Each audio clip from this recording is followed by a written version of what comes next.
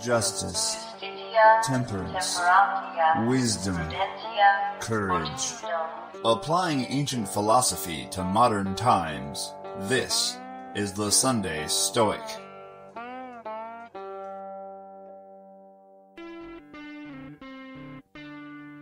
Like the show? Help support the Sunday Stoic by rating us on iTunes.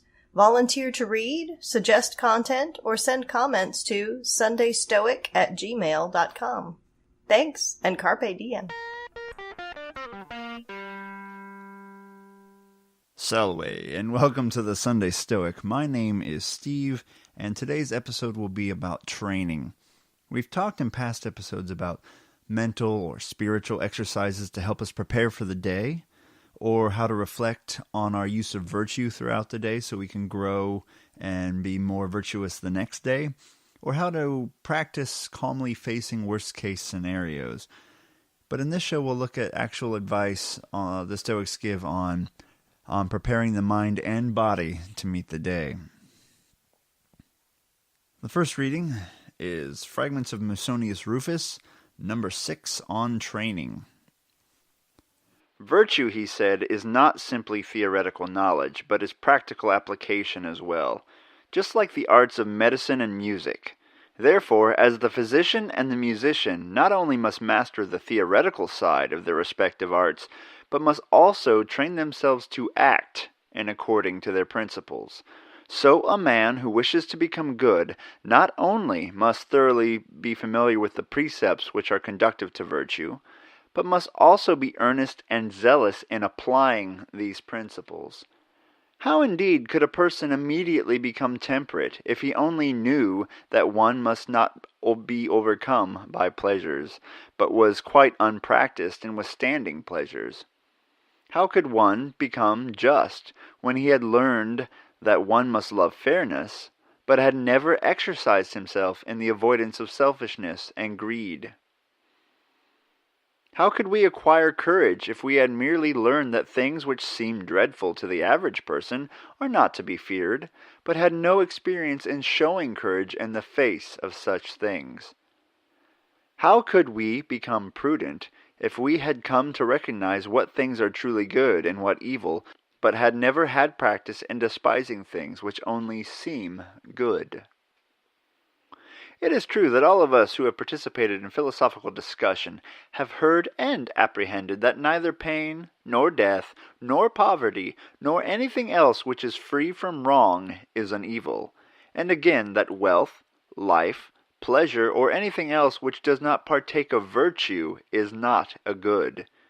And yet, in spite of understanding this, because the depravity of which has become implanted in us straight from childhood, and because of evil habits engendered by this depravity, when hardship comes, we think an evil has come upon us, and when pleasure comes our way, we think that good has befallen us.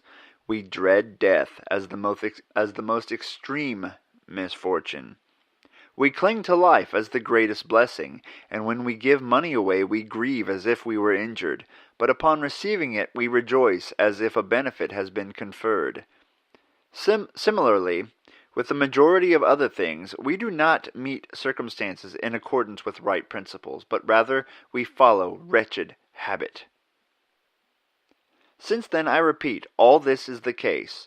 The person who is in training must strive to habituate himself not to love pleasure, not to avoid hardship, not to be infatuated with living, not to fear death, and in the case of goods or money, not to place receiving above giving. Moral Letters to Lucilius by Seneca, Letter 18, on Festivals and Fasting. Set aside a number of days during which you shall be content with the scantiest and cheapest fare, with coarse and rough dress, saying to yourself all the while, "Is this the condition I have feared?" There is no reason, however, why you should think that you are doing anything great, for you will be merely doing what many thousands of slaves and many thousands of poor men are doing every day. But you may credit yourself with this item, that you will not be doing it under compulsion, and that it will be as easy for you to endure it permanently as to make the experiment from time to time. These two readings are are pretty interesting. They give us ideas on how to actually practice becoming more and more stoic, to practice being resilient. And towards the very end of the first reading, when Musonius Rufus says that a person in training must strive to habituate ourselves not to love pleasure and not to avoid hardship. I'm trying to do that a little bit right now. Some of you may take this for granted, but I frickin' hate exercising. I'm trying to get myself into running, and I've never been a runner. I'm just trying to do like a 5K, but mentally, my mind tries to talk me out of it, so I'm working on overcoming that mental block, that mental laziness. I'm trying to become, to have a stronger will, and also physically, I'm trying to become better. So I'm trying not to love the pleasures of just sitting around and, overeating and being lazy. Not to avoid hardship. I am a good one at putting off things that need to be done. But the other day I split some firewood. That felt good. I was out digging a trench just a little bit ago. I'm not done yet, but trying to lay some tile down to help my yard drain better. And trying to not avoid it's easy to put work off if you don't want to do it, but we shouldn't avoid it. We should face it. Not to be infatuated with living and not to fear death. Those are hard ones right there. So that's going to take years of thinking and practice and facing reality to become good at those, and not to place receiving above giving. So they always say, giving is the greatest joy, and the Stoics thought that as well, or at least thought that it was not an evil to give, right? It's not like you're losing things. You're helping humanity. You're being just. And receiving things is not always a good thing. It often means you owe someone something, for example. He also says something earlier that I thought was really interesting, that we need to stop being bad people out of habit. We grow up learning, that we really want things from, television commercials, and we grow up learning what's good and what's bad, or what we've been told is good and bad. And those things become habits, and we do them without thinking. Stoicism is not about running on autopilot. Stoicism is about evaluation and using reason, and then determining if what you've always done is really the right way or not. So it takes a very strong will to not run on autopilot. It's being very mindful of everything you do and everything you think and everything you feel and everything you believe, and questioning, is this the right thing? So stop running on autopilot and start working on overcoming our natural desires to be lazy and fat and fear death. Seneca gives us more advice on practicing that. He says, set aside a number of days and we'll eat the cheapest fare. So it's time for mac and cheese, or as they said in Canada when I lived there, Kraft dinner. Maybe eat some Kraft dinner or some ramen noodles and sleep on the floor. I've heard of people doing this in the United States anyway, where you can look at the WIC challenge, how much someone on a food assistant program gets from the government, and try to live on that budget and see what it's like to live on that kind of money. Now, I've never tried that exact experiment, but I've heard about that. And he reminds us that remind yourself that when you are going hungry and you're living, you're sleeping on the floor and you're wearing, minimal clothing, just whatever will keep you from being naked, that you're not really facing a hardship there. You're just doing what millions of other people do because that's all they can do. You are just doing an experiment to prove to yourself that should that happen to you, should you have to live that way, that you can handle it. And you'll know that it's not a true evil. You can still be a good person in those circumstances. And once again, that's our ultimate goal, to be good people, to be virtuous, which you might think of as virtue is not a word we use a lot, but think of their use of virtue as being excellent. You can still be an excellent person even if you are facing hardships. And that is our ultimate goal, to be very virtuous people. So coming up soon is the Christian tradition of Lent. Like I said, I've grown up Catholic, so that's always on my mind when this time of year comes around. But regardless of your faith tradition, you might, and depending where you live, if you're in a predominantly Christian area, you might try it out. Try out the idea of going 40 days while depriving yourself of something that you really like, or go for 40 days while doing more just work in your life, helping others more than you normally do. You can do what those around you are doing and challenge yourself at the same time. So what might we do to live up to Musonius Rufus's suggestions as we're trying to train ourselves to be more and more virtuous and to be more and more resilient? Commit ourselves to doing something difficult each day, whether that be running, physical labor of some kind, something that we would normally want to avoid, not something dangerous like I'm going to hold venomous snakes today, right? That's not necessarily what I'm talking about, but something that we would naturally shy away from just because we're scared of it a little bit. Maybe we'll fast or eat something very basic. Once again, I'm not a doctor. I'm not a medical doctor, so fast with your best health interests in mind. Eat very basic food, so go for a while just eating basic food. Practice meditating on your own death. That's how we might overcome our love of life and our fear of death. And I actually am going to post some links in the show notes, some videos that I watched a little while back that really... we live in a culture where we don't think of death, and death is hidden from us. And you can watch these videos where it follows some people towards the end of their lives, and it really puts things into perspective.